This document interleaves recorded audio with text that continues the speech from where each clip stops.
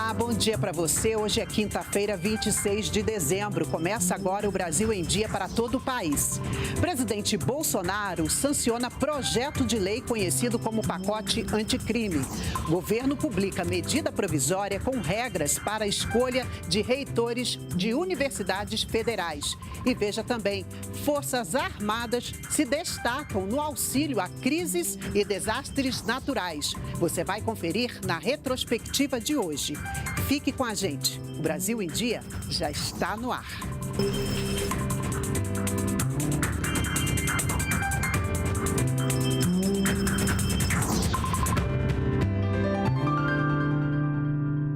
São 9 horas e 45 minutos. Estamos ao vivo também pelas redes sociais. O presidente Jair Bolsonaro sanciona com vetos o projeto de lei conhecido como pacote anticrime. Foram 25 artigos vetados para, segundo o presidente Jair Bolsonaro, garantir mais efetividade ao sistema penal brasileiro. O texto final combina trechos das propostas elaboradas por uma comissão de juristas, encabeçada pelo ministro Alexandre de Moraes, do Supremo Tribunal Federal, e parte do chamado pacote anticrime, apresentado pelo ministro da Justiça, Sérgio Moro.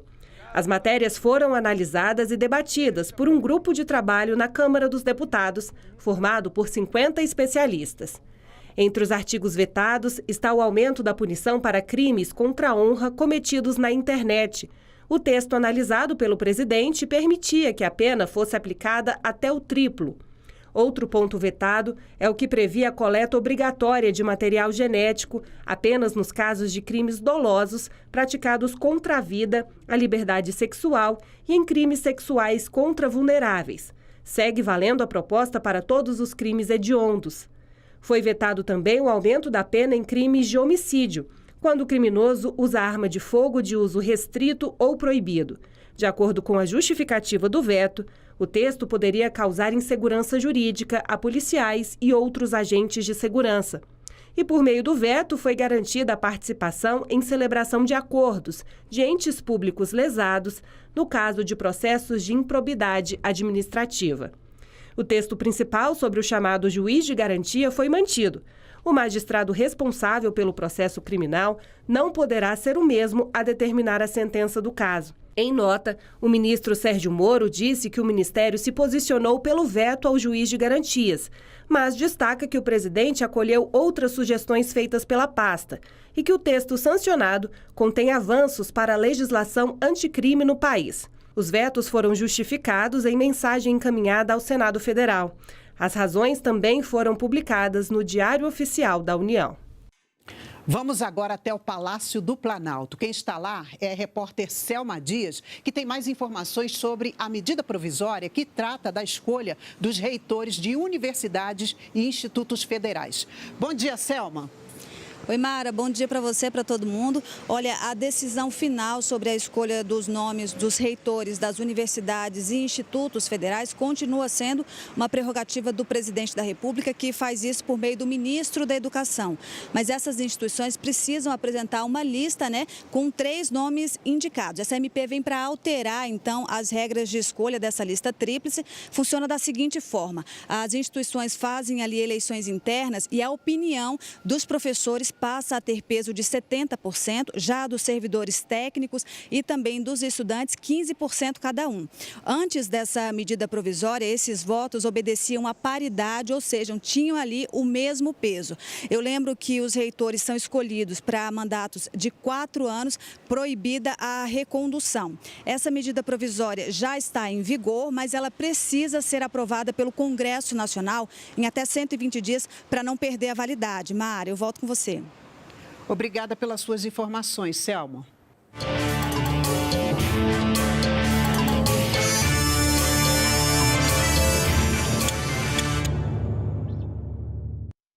No ano em que o Brasil passou por desastres ambientais, como queimadas na Amazônia e o derramamento de óleo no litoral, operações como a Verde Brasil e a Amazônia Azul se destacaram na busca de soluções. Confira agora as iniciativas das Forças Armadas em 2019. Prontos para qualquer missão, em qualquer dia e a qualquer hora. E não houve folga em 2019. Além das tarefas de rotina, os militares das Forças Armadas tiveram bastante trabalho neste ano. Na Amazônia, apagaram incêndio. No mar, recolheram o óleo que chegava ao litoral nordestino. A Operação Verde Brasil, os números falam por si.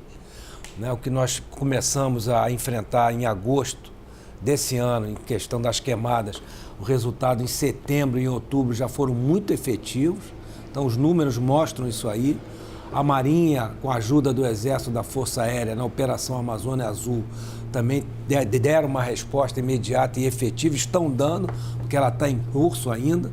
Na Operação Verde Brasil, entre agosto e outubro, quase 10 mil pessoas, entre militares e integrantes de agências municipais, estaduais e federais, combateram mais de 1.800 focos de incêndio na Amazônia.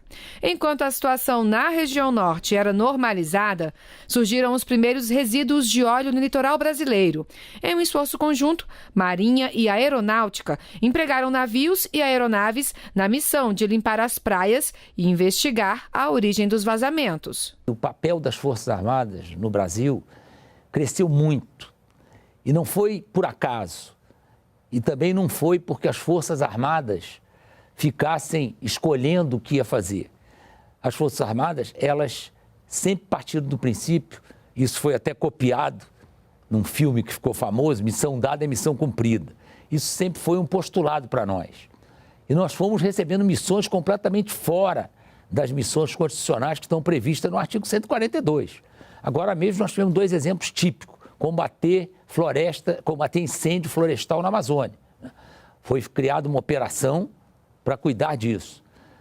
E o derramamento de óleo lá completamente inesperado, que nos trouxe sérios problemas, que também a nossa Marinha foi chamada a trabalhar junto com a Força Aérea, junto com o Exército, mas principalmente a Marinha, foi chamada a trabalhar muito para evitar que aquilo tivesse consequências muito mais graves. Em 2019, as Forças Armadas também receberam novos equipamentos. No estaleiro, o submarino Humaitá, o segundo dos 4 previstos para serem entregues no Programa de Desenvolvimento de Submarinos, entrou na fase final de montagem.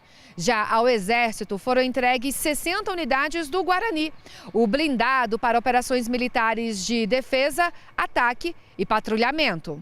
Para a Aeronáutica foi entregue o primeiro dos 36 caças Gripen, que vão ser usados na defesa do território nacional. A Força Aérea recebeu ainda o primeiro KC-390, o maior avião militar desenvolvido e fabricado no Hemisfério Sul e que pode ser usado em emergências médicas, no reabastecimento de aeronaves durante o voo e em combate a incêndios, por exemplo. Ao todo, o país contará com 28 KC-390 até 2024. Essa aeronave ela vai poder contribuir de uma forma de fazer uma mobilização, não só da Força Aérea, como de todas as Forças Armadas, no território brasileiro de uma forma muito mais rápida, porque ela tem uma velocidade muito boa e uma capacidade de carga muito boa. Na Antártida, o programa de reconstrução da Estação Comandante Ferraz foi concluído. A nova Casa do Brasil no continente gelado deve ser inaugurada em janeiro. 2019 também foi um ano de muitas missões para as Forças Armadas. Distribuição de água no semiárido, acolhimento de imigrantes venezuelanos, apoio logístico para transplantes de órgãos humanos. Esporte que vai de crianças carentes a atletas de alto rendimento. Todos esses projetos têm em comum as Forças Armadas. Ele tem um papel social muito importante, pela capilaridade que as Forças Armadas têm, nesse aspecto, particularmente o Exército. Então, os programas sociais implantados pelas Forças Armadas, ele tem uma abrangência no território nacional como um todo. 705 militares participam da Operação Acolhida em Roraima. Eles são responsáveis pela logística da Força-Tarefa, que recebe e distribui pelos estados brasileiros venezuelanos fugidos da crise no país vizinho. Desde 2017, mais de 210 mil solicitaram refúgio ou residência no Brasil. A Polícia Federal faz o processo migratório em Pacaraima. Os protocolos, tanto por refúgio ou por residência, já saem prontos. O CPF já sai retirado. E, em alguns casos, a carteira de trabalho. Então, quando esse venezuelana, quando esse cidadão chega, ele chega sem nada. E quando ele parte de Pacaraima já para Boa Vista, para um abrigamento ou para trânsito, ele já está totalmente regularizado. Há 20 anos, em uma outra frente de atuação, o Exército realiza a Operação Carro-Pipa, que leva água potável para os moradores das áreas mais secas do país.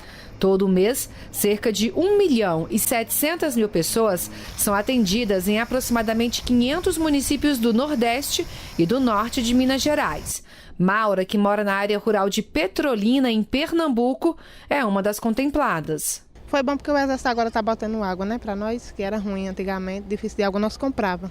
Era difícil, mas só que, graças a Deus, como eles apareceram agora, né, tem água para poder nós beber, né, cozinhar. No esporte, as Forças Armadas também marcam presença. O programa Forças do Esporte atende jovens carentes no horário contrário ao das aulas. As atividades acontecem nas instalações militares. Já o projeto João do Pulo oferece atividades esportivas para crianças e adolescentes com deficiência. Tem ainda o programa de atletas de alto rendimento das Forças Armadas. Este ano, os militares retornaram dos 7º Jogos Mundiais Militares da China, na 3ª colocação geral, entre 109 países, com 88 medalhas. E se o assunto é saúde, também tem militar na área. A Força Aérea Brasileira mantém uma aeronave disponível 24 horas por dia para o transporte de órgãos para transplante. Em 2019, a FAB transportou mais de 120 órgãos. A Força Aérea, ela leva aí a possibilidade de salvar vidas com o transporte de órgãos para serem implantados, né? Então isso aí é muito bom, é mais uma contribuição que as Forças Armadas, nesse caso a Força Aérea, dão aí ao país. Trazer a ciência para perto da população brasileira. Esse é o objetivo do programa Ciência Pop. Dos laboratórios para as ruas, e os cientistas não usam jaleco. São esses pequenos aqui.